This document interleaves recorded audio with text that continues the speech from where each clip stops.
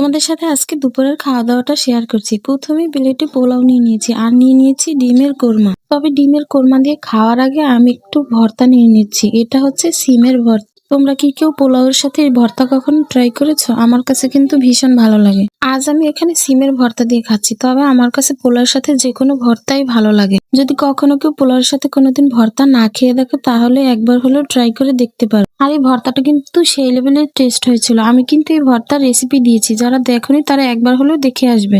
এরপর এখানে আমি ডিমের কোরমা দিয়ে খাচ্ছি আর সাথে নিয়েছি মাখা সালাদ। এটা হচ্ছে ডিমের ঝাল কোরমা। আমি কিন্তু এই কোরমাটা খুবই সিম্পল ভাবে করেছি। তোমরা রেসিপি চাইলে আমাকে কমেন্ট করে জানাতে পারো। আমার কিন্তু রান্না বান্না ভীষণ ভালো লাগে আর প্রতিটা রান্নাই আমি আমার মনের মতো করে রান্না করার চেষ্টা করি। আর আমার রান্না করা খাবার খেয়ে কিন্তু সবাই সবসময় প্রশংসা করে। যেমন আজকে ডিমের কোরমা সেই লেভেলের টেস্ট হয়েছিল। এরপর আমি একটু মুরগির মাংস নিয়েছি আর সাথে একটু লেবু চিপে নিলাম। আর মুরগি তো সবসময় রানের পিসটাই খেতে বেশি ভালো লাগে। আর যেকোনো রান্নার কালার দেখেই কিন্তু বোঝা যায় যে সে রান্নাটা কতটা মজা হতে পারে। আর আমার মতে এই মুরগির চামড়া পছন্দ করো কে কে বলো তো? আমার কিন্তু হাঁস বা মুরগির চামড়া ভীষণ ভালো লাগে। আর আজকে এই মাখা সালাডটা দিয়ে প্রতিটা খাবারই খেতে দারুণ লাগছিল। আমার তো পোলাও মাংস এই টাইপের খাবারের সাথে সালাদ ছাড়া একেবারেই চলেই না। আর এই রানের পিসটা দেখেছো? দেখতে কি লোভনীয় লাগছে। ক্যামেরাতে কিন্তু অত একটা বোঝা যাচ্ছে না, তবে পিসটা কিন্তু ভীষণ বড়। আর আজকের এই মুরগিটা কিন্তু প্রায় 4 কেজি ওজনের মতো ছিল, তাই খেতে কিন্তু দারুণ লাগছিল।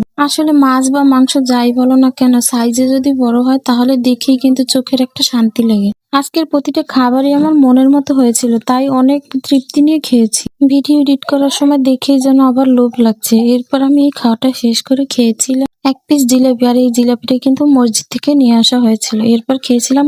এই ছিল আজকের আমার দুপুরের খাওয়া দাওয়া।